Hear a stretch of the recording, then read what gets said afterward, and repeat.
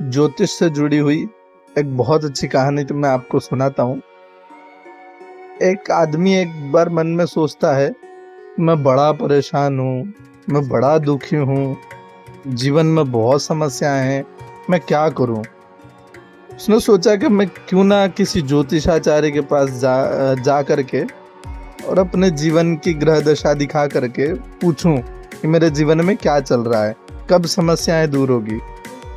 वह ऐसा मन में विचार करके एक ज्योतिषी के घर जाता है और वहाँ जाकर देखता है कि महाराज अपने आसन पर विराजमान है, जहाँ भी बैठे थे वो, और उनकी पत्नी उनके ऊपर चिल्ला रही थी, दिन भर बैठे रहते हो, कोई काम नहीं है, फालतू बोलते रहते हो, कोई ज्ञान नहीं है, कुछ काम नहीं करते हो, इस तरह उनको ताने मार रही थी।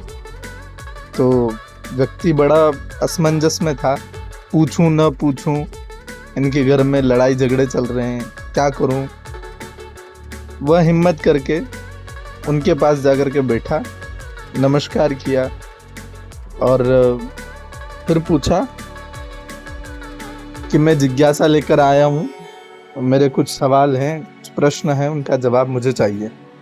ज्योतिषाचार्य जी उनको उनके सवालों के जवाब, उनके जो प्रश्न थे उनके जवाब पंचांग में और ग्रह दशा देख करके, ज्योतिष शास्त्र के मतानुसार जो भी उनको ज्ञान था उसके अनुसार उन्होंने देख करके उनको बताया और उनको संतुष्ट किया। जब वह व्यक्ति पूर्ण रूप से संतुष्ट हो गया तो उन्होंने दक्षिणा दे करके, और जब जाने लगा तब उसने विनम्र भाव से महाराज जी के हाथ जोड़ करके पूछा कि आप बुरा ना मानो तो मैं आपसे एक बात कहना चाहता हूँ। तो ज्योतिषाचार्य जी समझ गए थे कि क्या पूछना चाह रहा है, तब भी उन्होंने कहा कि ठीक है, पूछिए क्या पूछना है। तो वह व्यक्ति बोला, क्षमा करिए परंतु आपकी जो धर्म पत्नी है वो आपके ऊपर इस तरह से चिल्ला रही थी जब मैं आया था, तो मैं क्या जान सकता हूँ कि आप इतने शास्त्र के जानने वाले हो, इसके बाद भी आपको इस तरह की पत्नी मिली जो दिन भर आपके ऊपर चिल्लाती रहती है, आपका अपमान करती रहती है, ऐसा क्यों है। तब ज्योतिषाचार्य जी मुस्कुरा करके बोले कि देखो, हम जो पूर्व जन्म में जो कृत्य करते हैं, जो कर्म करते हैं, उन कर्मों का फल हमें इस जन्म में भुगतना पड़ता है। और मेरे साथ भी यही हुआ। ये पिछले जन्म में भैंस थी और मैं कौवा था।